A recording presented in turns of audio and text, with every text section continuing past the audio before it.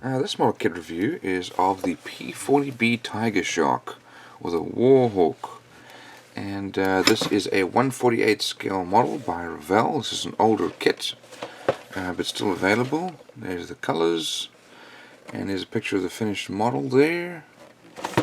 Another picture of the finished model,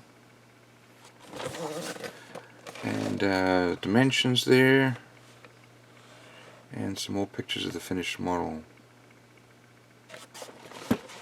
Let's have a look inside and see what we have.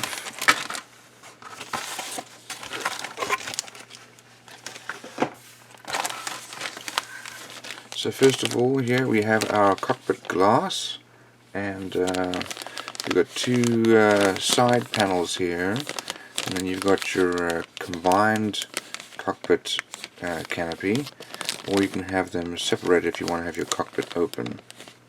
Let's open this up here and see our sprues. Comes molded in brown plastic, and as I said, this is an older kit. You can tell because of the way the sprues are lined out. There's no protective sprue around them. Over here we have our wings with all raised panel lines and rivet lines. Here's the lower part of the wings, and you can see the molding quality is not that great. We've got some edges and little parts are flashing here, and not a lot of detail on the inside. We'll have to look to see if there's anything else for that wheel well, but I don't think there is. And here is inside of the fuselage. Not a lot of detail there either for our cockpit. Here is the stabilizer elevator and insides of the wheels. Here's the outside of our fuselage, again all raised rivet and panel lines, and unfortunately the ejection pin sights from the mold show up on the inside. It's going to be hard to get out. Here are our flaps, so these ones can actually move up and down. You can see the little hinges there.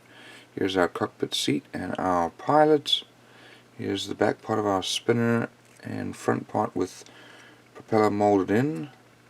We've got a instrument panel there with some nice detail. This part goes on our wheels, or wheel hubs, sorry, our wheel wells. Here are our tires. We've got some exhausts there. They can be drilled out. And not sure what those parts are. There's our tail wheel. Here's the front part of our fuselage.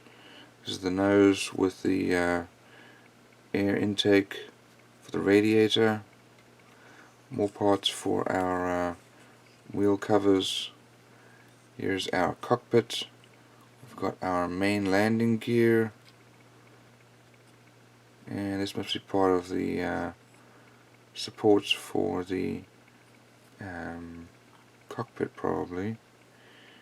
And then here's a little detail here for the side of the cockpit, and then our central fuel tank.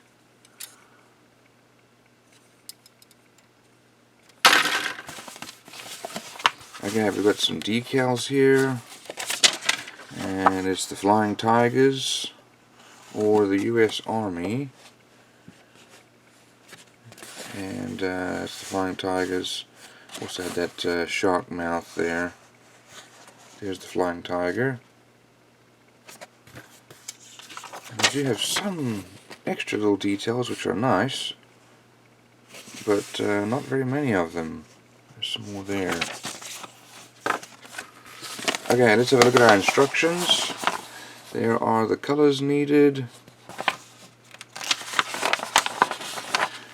So we start to build our cockpit, paint our pilot, and put that all in the cockpit.